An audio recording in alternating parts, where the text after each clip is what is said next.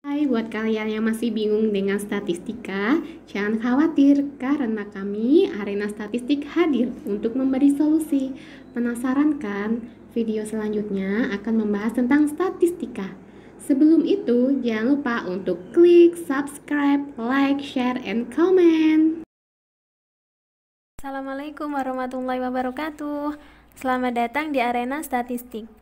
Bagi teman-teman yang lagi mampir di video kita, pasti teman-teman pengen belajar tentang statistika kan?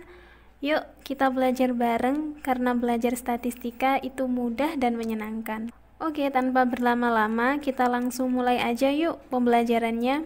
Sebelum kita belajar lebih dalam lagi tentang statistika, yuk kita kenalan dulu dengan statistika. Sebenarnya statistika itu apa sih? Statistika didefinisikan sebagai ilmu atau metode yang mempelajari tentang pengumpulan, penyajian, pengelompokan, pengolahan atau analisis dan interpretasi hasil analisis, sehingga menghasilkan sebuah kesimpulan dan peramalan. Contohnya, analisis regresi, analisis korelasi, analisis varians, dan lain-lain. Secara umum, statistika ini dibagi menjadi dua, yaitu statistika deskriptif dan statistika inferensia. Statistika deskriptif merupakan metode statistika yang hanya mempelajari cara pengumpulan dan penyajian suatu data atau informasi sehingga lebih informatif. Biasanya disajikan dalam bentuk tabel, grafik, histogram, dan lain-lain. Sedangkan statistika inferensia merupakan metode yang mengambil sebagian data dari populasi yang dianalisis sehingga menghasilkan sebuah kesimpulan atau peramalan. Contohnya, uji beda, analisis regresi, analisis korelasi, dan lain-lain. Untuk yang selanjutnya, kita akan bahas tentang data.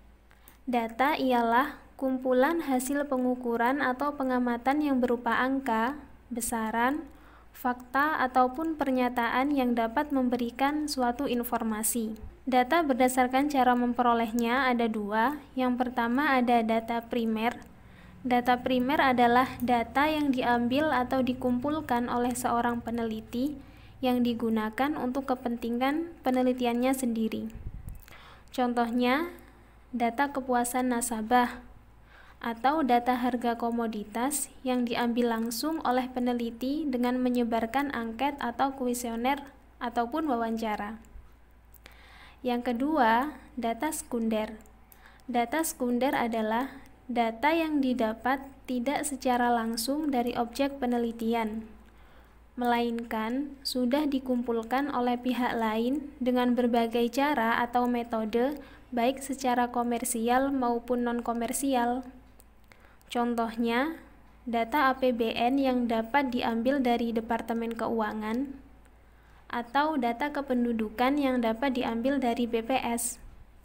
Selanjutnya, data berdasarkan jenis. Yang pertama, ada data kualitatif. Data kualitatif adalah data yang dinyatakan dalam bentuk kategori. Contohnya, jenis kelamin yang dikategorikan dalam laki-laki dan perempuan, atau data jenjang pendidikan perguruan tinggi yang dikategorikan dengan S1, S2, dan S3. Yang kedua, data kuantitatif. Data kuantitatif adalah data yang berupa numerik. Contohnya, jumlah penduduk Jawa Timur atau jumlah kecelakaan kendaraan di Malang pada bulan Januari 2020. Yang selanjutnya, data berdasarkan sifat. Yang pertama ada data diskrit. Data diskrit adalah data numerik yang diperoleh dengan cara menghitung atau mencacah. Contohnya, banyaknya mahasiswa statistika Universitas Brawijaya atau banyaknya barang yang dibeli di toko A. Yang kedua, data kontinu. Data kontinu adalah data numerik yang diperoleh dengan mengukur. Contohnya, suhu kota Malang, atau berat dan tinggi badan, ataupun data kandungan gizi sebuah makanan. Berikutnya, data berdasarkan waktu pengumpulan. Yang pertama, ada data cross-section. Data cross-section adalah data yang terkumpul pada suatu waktu tertentu untuk memberikan gambaran perkembangan suatu objek atau peristiwa. Contohnya, data nilai tukar rupiah terhadap dolar Amerika tahun 2009 atau data nasabah Bank BCA, BNI, BRI, Mandiri, dan BTN pada bulan Desember 2015. Yang kedua, data deret waktu atau time series. Data berkala adalah data yang menggambarkan suatu objek atau peristiwa dari waktu ke waktu atau periode secara historis. Contohnya, data nilai tukar rupiah terhadap dolar Amerika tahun 2008 sampai 2015 atau data nasabah Bank BCA bulan Desember tahun 2016 sampai 2017. Yang ketiga, data panel atau cross-section time series.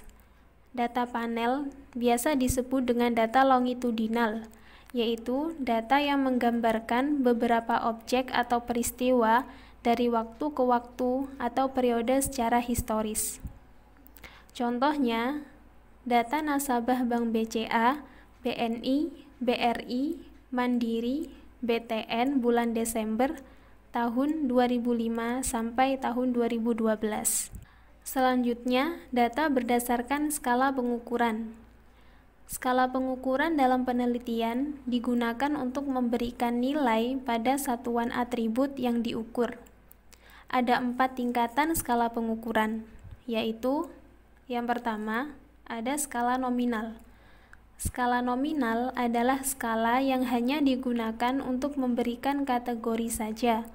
Misalnya digunakan untuk memberi label, simbol, lambang, atau nama suatu kategori sehingga memudahkan pengelompokan data menurut kategorinya.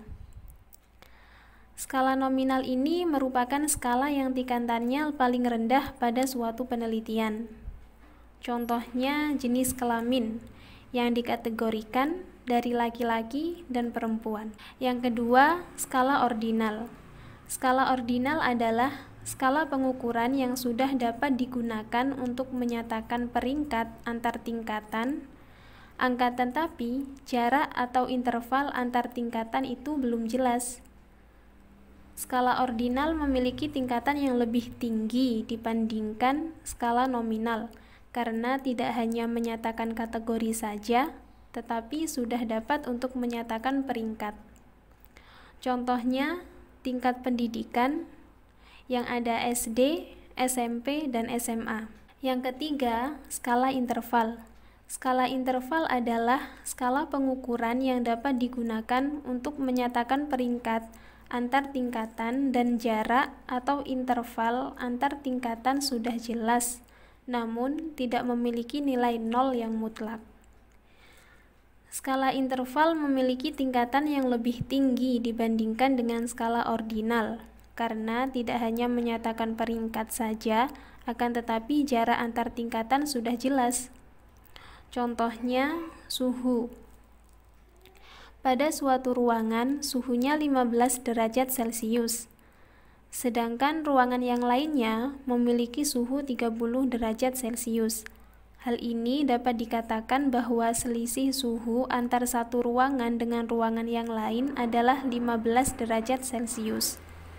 Akan tetapi, bila suatu ruangan bersuhu 0 derajat Celcius, bukan berarti ruangan tersebut tidak ada suhunya, karena pada skala ini, 0 bukan merupakan nilai yang mutlak. Selanjutnya ada skala rasio. Skala rasio adalah skala pengukuran yang dapat digunakan untuk menyatakan peringkat antar tingkatan, dan jarak atau interval antar tingkatan sudah jelas, dan memiliki nilai 0 yang mutlak. Skala rasio memiliki tingkatan yang lebih tinggi dibandingkan dengan skala interval, karena di samping dapat menyatakan peringkat, jarak antar tingkatan sudah jelas dan juga sudah memiliki nilai 0 yang mutlak. Nilai nol mutlak berarti benar-benar menyatakan tidak ada. Contohnya, berat badan Heru 60 kg, sedangkan berat badan Andi 30 kg. Dengan demikian, dapat dikatakan selisih berat badan Heru dan Andi adalah 30 kg. Juga dapat dikatakan bahwa berat badan Heru 2 kali lebih berat dibandingkan dengan berat badan Andi. Apabila berat suatu barang adalah 0 kg, maka memang benar-benar barang tersebut tidak memiliki berat.